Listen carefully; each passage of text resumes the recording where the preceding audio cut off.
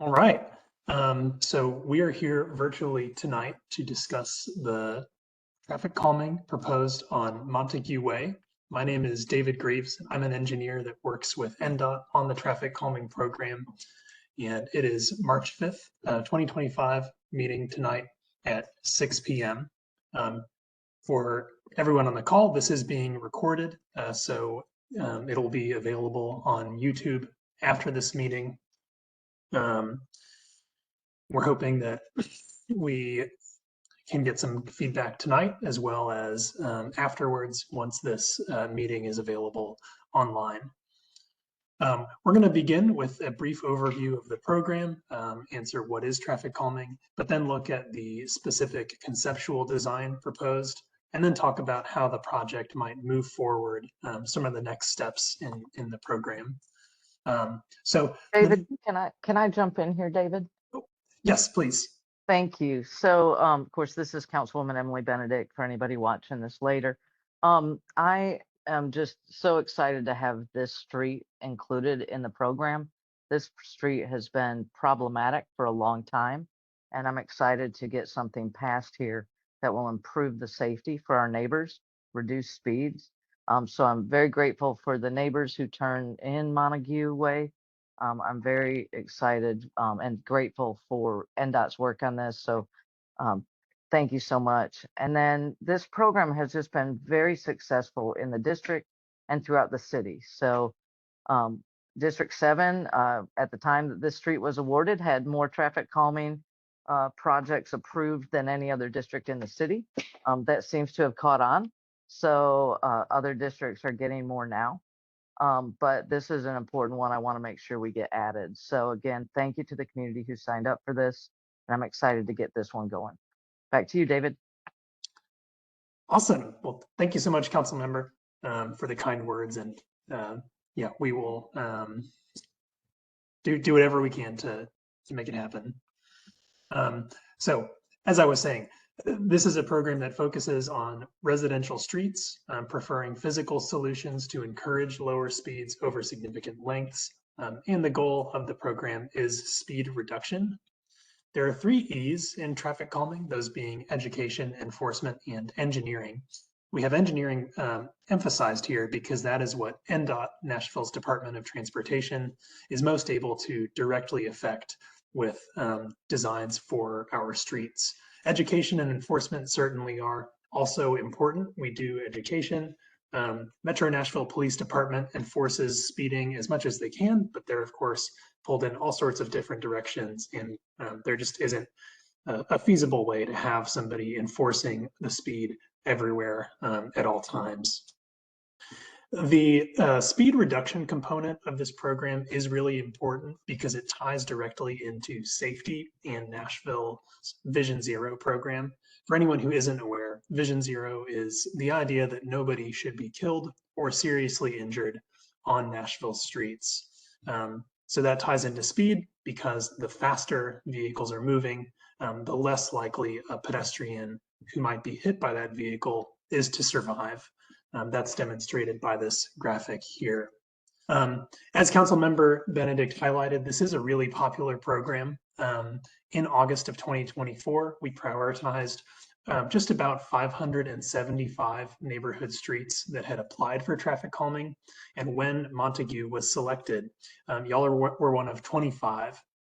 That's the result of a lot of different factors that we'll review briefly in a minute. But all that is to say, you were at the top of the list when we ranked all of these streets in Nashville according to need for traffic calming. If there is anything that we aren't able to address with the project we're here to discuss tonight, we want to make sure everyone is aware of Hub Nashville. That can be reached by calling 311, going to hub.Nashville.gov online, or there's also an app that can be installed on smartphones that makes putting in requests such as traffic calming, sidewalks, debris in the road, potholes, really you name it. There's a way to flag that issue to Metro. A little bit about how Montague was selected. So when a street applies, we do a robust data collection exercise where we measure vehicle speeds, volume, that's how many cars were traveling that day. We look at crash history to find out if there were any vulnerable road user injuries or fatalities, so any accidents involving a pedestrian or a cyclist. Non-driver accommodations is whether or not a street has sidewalks, and you get more points if you don't, because we know that pedestrians will be sharing the road with vehicles, making it especially important to encourage safe driving. And then trip destinations is the proximity to parks, schools, a couple other things that we know generate pedestrian trips. Some of that data that we measured on Montague was an 85th percent speed of 37 miles an hour against a posted speed of 25. So we all know that 37 miles an hour is way too fast on a local neighborhood street, especially one where people will be walking around in that neighborhood. The volume was also fairly high, so we measured just over 2,600 vehicles per day. And the street width varies quite a bit. There are sections where it's really narrow at 20 feet wide. That's just about the minimum, but then a spot where it widens out a bit to 38 feet. This is a project extending from Gallatin Pike South all the way over to Fernbank Avenue. This is a map of that. So we see that it is the entire street from Fernbank all the way until you get to Gallatin Pike. So you've got a number of intersections that we'll take a look at. And then this is a screenshot of Nashville's traffic calming tracker. Montague is shown green because we're currently in the design phase.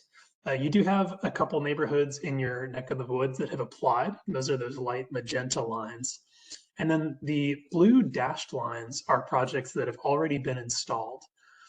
So we think that a lot of people in Nashville are kind of familiar with the treatments that we're proposing, but should anybody want to visit one of these streets in person, there's a handful of options nearby that you could check out. Some of the tools that we have in our toolkit for the traffic calming program, mainly speed cushions. We rely pretty heavily on these because they're vertical deflection devices. That means they work kind of like speed bumps, but they're stretched way out to have a higher target speed. So not like a grocery store parking lot, maybe school circle drive speed bump. Those are designed to be much slower. These are more targeting a speed of like 25, 20 miles an hour, right around where we'd like people to be driving if the speed limit is 25 on a street. They're just about 3 inches tall, 6 feet wide, and come in lengths of 7 feet, 10.5, and 14 feet long. That 6-foot width is deliberate. It's thought that emergency vehicles can be less impacted by these because their wider wheelbases sort of hit those tapered edges of the cushions, where a smaller personal vehicle or truck would be more subject to the deflecting aspect of these. So they slow down cars driving along the road, but generally are fairly comfortable at 20, 25 miles an hour, but less comfortable as those speeds increase. Very similar to speed cushions are speed tables. We've been using these a lot less in Nashville, mainly because of that emergency vehicle consideration. These work the same way. They're made out of the same materials. The only difference is they stretch all the way across the road and do not have any gaps for wheels for those larger vehicles. We rely so heavily on these because we know they work. What we're looking at here are the results of a before and after study conducted in Nashville on 6 different projects. We found that the average speed of vehicles came down from 31 miles an hour all the way down to 22, and the 85th percent speed, like I mentioned earlier, came down from 37 all the way to 25. These are really exciting results because it tells us that on a street like Montague, where we do see pretty high speeds, I think y'all's is actually 37. If we did a speed cushion based installation, we could expect those speeds to come down to ride around the speed limit, which is really exciting for from a road safety perspective. There are several reasons why speed cushions may not work everywhere. There are some constraints pertaining to hills and curves, as well as driveways and things. So occasionally on designs, we will implement radar feedback signs. These are fairly intuitive. It's a speed limit sign with a solar powered radar device that reports the speed that you are going back at you. So if you were going, significantly over the speed limit, it might flash or turn red and just let you know, hey, you're going faster than you're supposed to. And hopefully that reminder is enough to get most people to slow down. Unlike the speed cushions, they don't physically affect the vehicle. There's really no enforcement component, so they're not taking like pictures or writing tickets. It's just an informational device for the driver. All that being said, we have seen average speed reductions of 6 to 7 miles an hour. So they do have some effect, but maybe not as reliable or substantial as physical devices. Similar to those, we have roadway narrowing. So on streets that have excessive pavement, really wide lanes, it can sometimes help to narrow those up a bit to kind of constrain the space, make it feel a little more claustrophobic so that, vehicles safely can pass each other, but there's just a little bit less room to work with. Another benefit of these is it can increase the comfort for any pedestrians who may be walking on the edge of the road, because you have a line that sort of demarks where you can walk and not expect to be conflicting with vehicles, and where vehicles can be and not expect to be conflicting with pedestrians. It's certainly no replacement for a sidewalk, but it does increase the amount of comfort that pedestrians might have. Similar to narrowing, but as applied to intersections, we sometimes do things called bulb outs.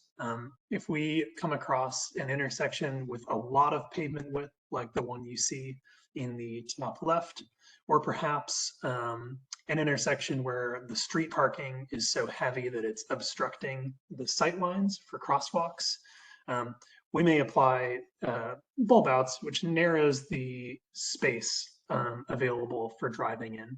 So there's still enough room to use the intersection like anyone would, just not so much room that you can take turns really fast and not quite have time to see pedestrians that may be crossing the street that you're turning onto. On wider roads, we do things called chicanes. This is where we take the center line of the road and zigzag it back and forth, kind of creating a serpentine path of travel. That naturally slows vehicles by forcing them to maneuver, think a little more carefully about where they're driving. The main downside is it can take street parking and reduce the amount that's available. So as you can see here, there is still some street parking, but only on one side of the road. And as that alternates, the chicanes proceed. And then lastly, at really large intersections, we can do traffic circles. These work kind of like bulb outs, but narrowing from the inside out rather than the outside in. These aren't super common in Nashville. We found that most intersections we run into aren't quite big enough for these to function really well. And I believe that's also the case on Montague. I didn't see any opportunities for something like this, but they are a tool that we do use on occasion. So next, we're going to spend some time looking at the specific preliminary traffic calming design that we have put together for Montague Avenue. So just to kind of narrate through what we're looking at, we have 4 sets of speed cushions between Gallatin Avenue and Argyle Avenue. We do know there is a bit of a hill like right in the center of this segment. So we've tried to put a cushion kind of at the top and one at the bottom. That's sort of what's creating the narrower spacing on this end of the road. And then as we travel west, we have 5 more before we get to Fernbank Drive. There was a hill and this curve at Milliken Bend Road that sort of constrained us a bit. We weren't able to get, like the perfect spacing. So those are a little further apart than the rest. But in general, what we try to do when we're designing these is create like a predictable series of speed cushions. So they're spaced such that they're not so close together that, traffic is like seriously inhibited, but they're not so far apart that people have time to speed back up to dangerous speeds before hitting the next cushion. So what we're really targeting is just kind of a consistent 25-ish mile an hour flow of traffic. One thing I did want to ask the group about and get a little insight on is how Milliken Bend Road and Montague Way interact. This was one intersection that I saw was a little larger than normal, but maybe not a great candidate for like the most traditional bulb outs because there are some driveways and that intersection is a bit of an odd geometry.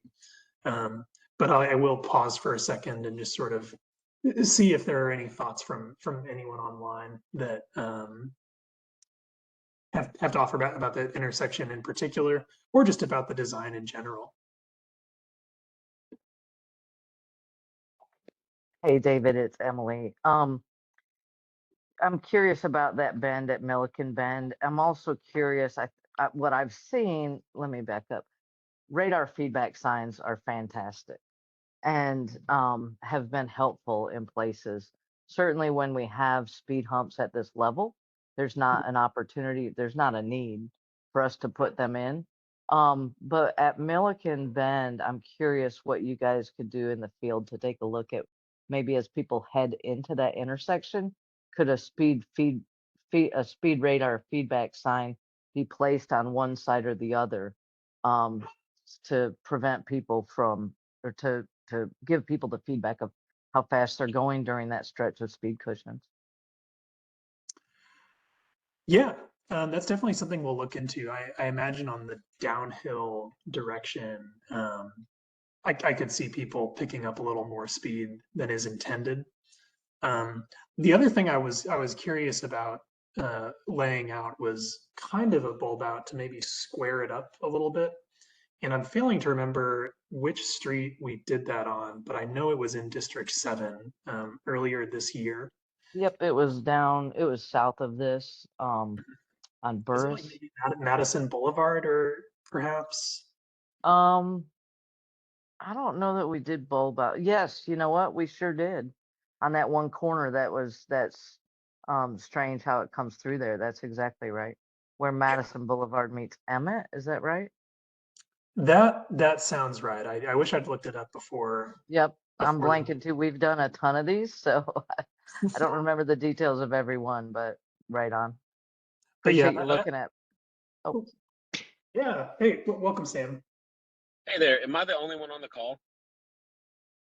There's three of us. So I'm David Greaves, if you weren't here when we got kicked off, and then your council member and Emily Benedict is on as Just well. just curious. yeah. No, but And hey, I Sam, this go is ahead. being Sorry. recorded. This is being recorded, and I'll distribute it to folks that way too. Understood. Yes, so I live right next to Milliken Bend on Montague. What's the question specifically? Yeah. So this type of intersection geometrically is a little odd and can sometimes create some confusion with the like one-way stop. So sometimes when we encounter intersections like these that aren't quite like 90 degrees, we'll paint an extension of sorts to sort of square it up.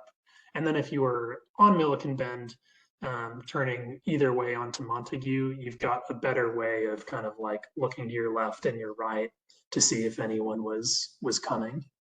Understood. Okay, yeah, and so just from me living right there, it seems like because of the way that it is, uh, you know, corners to Milliken Bend Road, it seems like a lot of people kind of go quite fast right through there. I was wondering, yeah, I haven't Yeah. I haven't been there myself, but Because it's so gradual, you can really kind of cruise right on through quite fast. And again, I live virtually right there on the corner, so I see it often. got it. Yeah, that makes sense. And there is a stop sign there. Is it accurate It's to? it's only coming from Milliken Bend to Montague. So if you're, I guess, headed towards, say, Fernbank off Mhm. Gallatin Road, there's no stop sign, so you can just plow right through. Yeah. Okay. Got it. I see. Yeah. Yeah, David, did I you- definitely, yeah, I think there's speed radar feedback sign would be good there if you can't put some sort of a physical implement down in that location. Great. Yeah. I will look into that, and yeah, that seems like a pretty solid idea. Thank you for that feedback, Sam.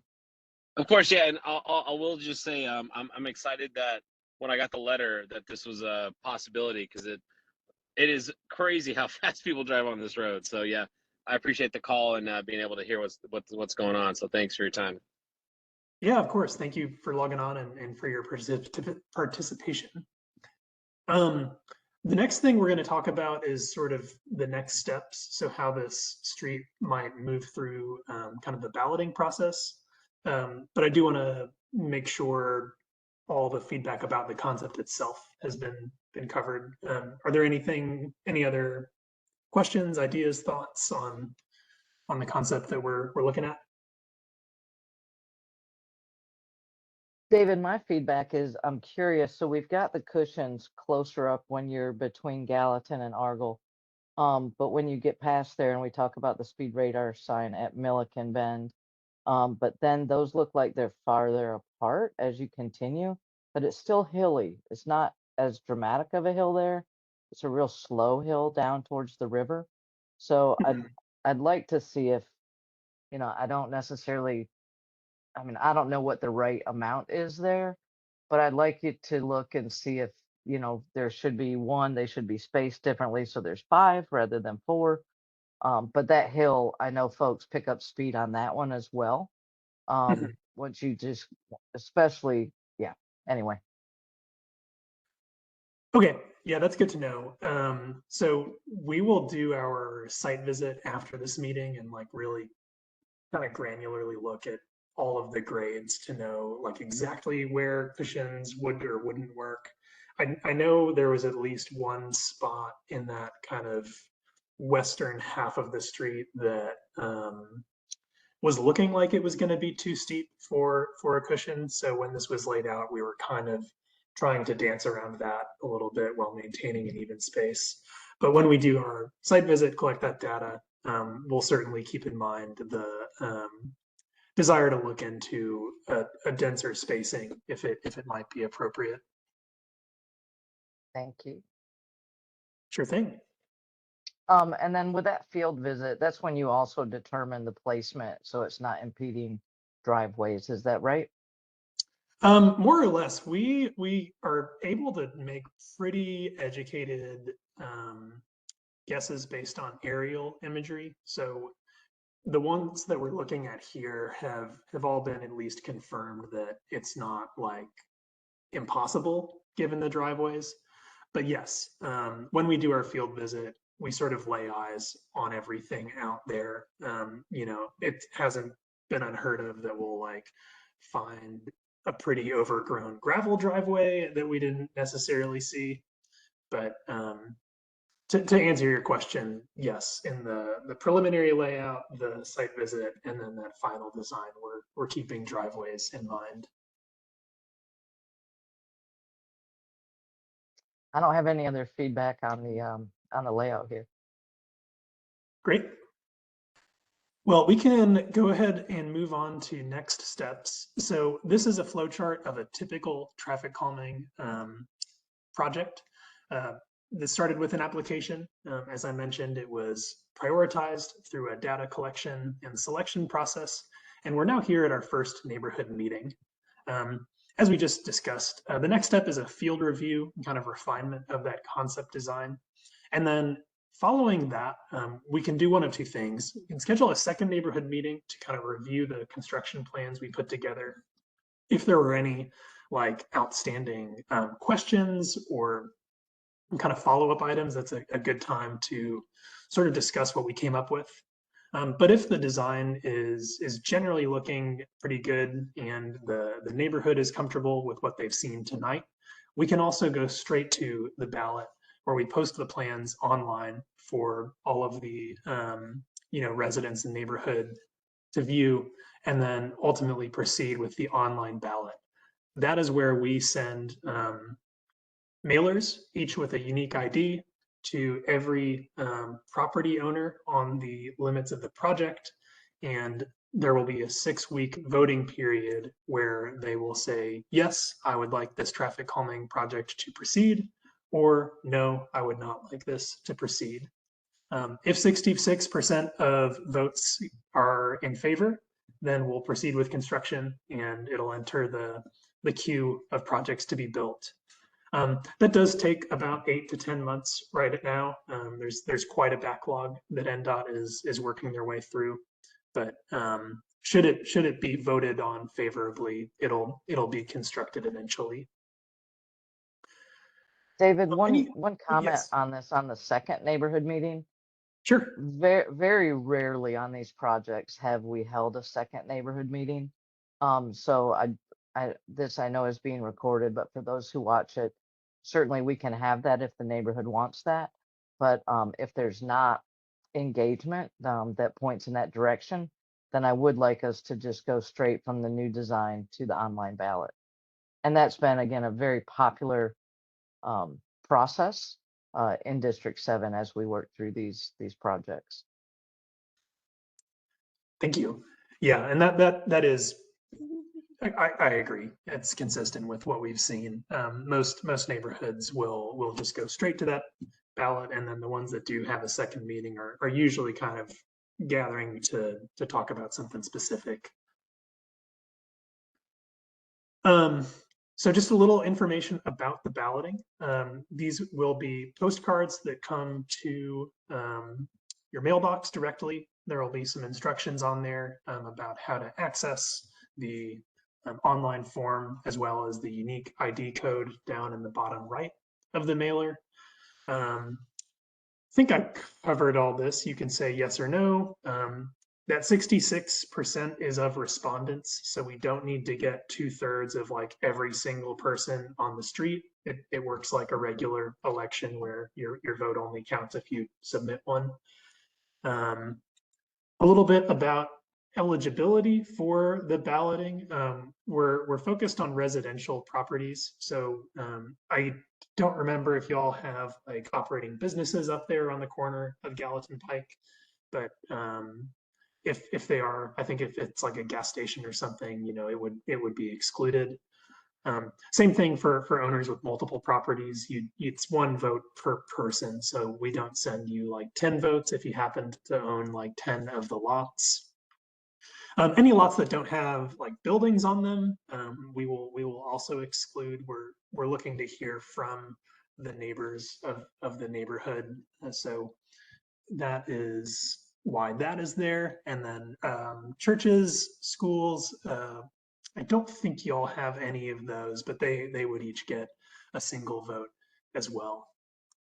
David, on this item on the balloting, Yeah. I know the program currently only goes to property owners, not to renters. So I know that's something the council is looking at, but I just want to call that out for any rental properties in the area. Those ballots will be sent to the owners if they don't, even if they don't live on the site. Yes, thank you for highlighting that. That is absolutely correct.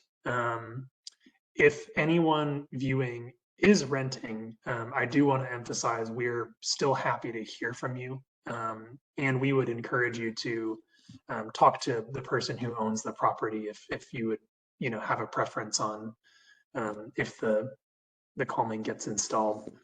And then of course we'll stay posted on any procedural changes that may be coming down the line. So that's just about all of the information that I've got. I'm going to leave my contact information up on the screen for just a minute. Anyone on the call or who may be viewing this afterward is welcome to reach out to me with additional questions or feedback. My email address is david.greaves@kimley-horn.com. And I'll ask that you also copy NDOT TrafficCalming.Nashville.gov. That's kind of the NDOT team on this program, and it's good to have them in the loop on anything project related. Any final questions, thoughts, ideas before we wrap up? You covered all of my questions, David, and concerns, and I appreciate you taking that feedback in. As we proceed, I'll continue to listen to the neighbors to see what feedback they have. I want to make sure that the project that you design is one that's acceptable to the neighborhood. So I feel like that you're on the right track with a couple of tweaks there that I mentioned earlier on the call would be great. But this is going to be a huge improvement and much needed. Awesome. Well, thank you so much, council member, for your participation tonight. It looks like Sam has signed off, but yeah, we're looking forward to getting this going. Great. Well, David, thanks so much and hope you have a great evening. Of course. Thank you, and you too.